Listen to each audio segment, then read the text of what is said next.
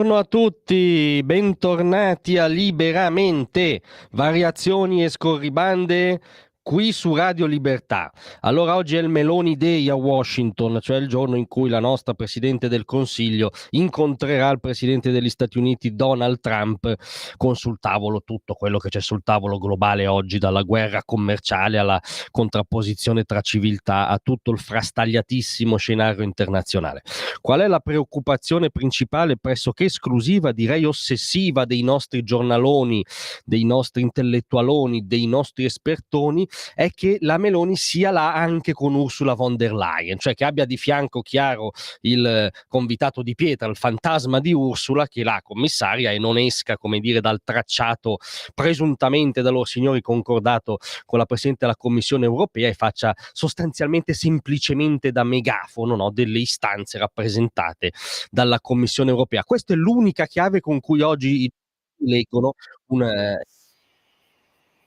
per l'Italia, anzitutto, come l'incontro tra la nostra Presidente del Consiglio e il Presidente degli Stati Uniti. Allora, visto che son tutti preoccupati, con chi è lì Giorgia Meloni, almeno simbolicamente, a noi piace pensare contro chi oggi Giorgia Meloni è a Washington, anzitutto in nome del governo e del governo, diciamolo, di centrodestra.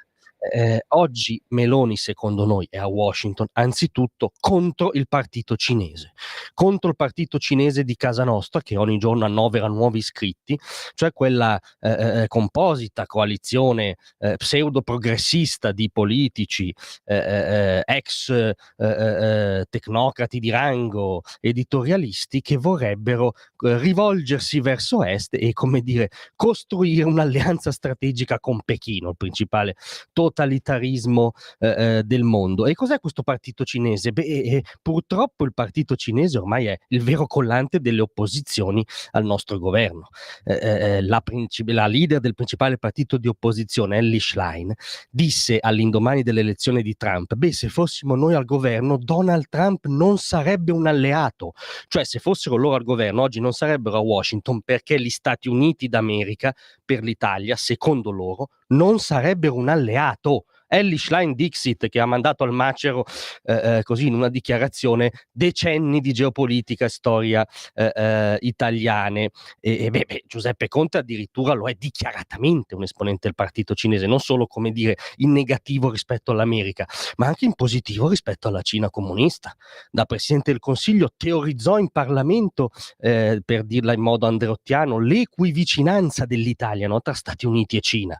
Da Presidente del Consiglio volle fortissimamente entrare nella via della seta, che è anzitutto un progetto imperialista di espansione globale della Cina sotto la coltre commerciale, progetto che giustamente il governo di centrodestra ha stracciato. Poi il partito cinese ha degli esponenti illustri anche storici, Romano Prodi, che anche recentemente sul Messaggero, il tiratore, diciamo, di ciocche di capelli di giornaliste sgradite, per capirci, ha scritto un editoriale proprio intitolato "Oltre gli Stati Uniti c'è un mondo", e dove invitava espressamente l'Europa a stringere un'alleanza strategica e progettuale con la Cina, cioè sostanzialmente a diventare vassalli, perché dal punto di vista cinese esistono solo vassalli. E Prodi ci ha tenuto appunto a spronare l'Italia a salutare, diciamo, lo zio Sam, la libertà, il pluralismo, tutte queste simpatici ammenicoli, fare del Partito Comunista Cinese il proprio interlocutore privilegiato. Prodi, en passant, ma è un dettaglio di cronaca, a una cattedra di cultura italiana a Pechino all'interno della Fondazione Agnelli. Poi c'è Mario Monti, che recentemente ha certificato con tutto il suo prestigio, risate in sala, che gli Stati Uniti non sono più una democrazia liberale. Mario Monti Dixit. E quindi invece ci rivolgiamo verso quello che il Corriere della Sera, recentemente il Corriere della Sera ha definito un liberista, cioè Xi Jinping, l'indiscusso padrone del Partito Comunista Cinese, quindi della nazione cinese, secondo lor signori è diventato un liberista.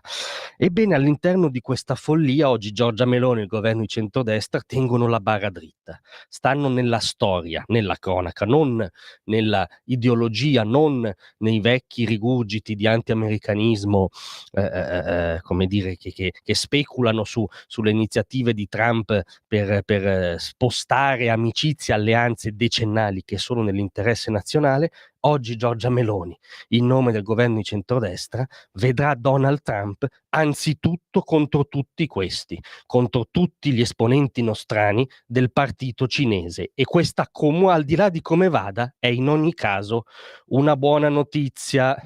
Grazie a tutti, ma rimanete con noi perché tra pochissimo arriva Vittorio Feltri col Bamba della settimana. Vi aspetto.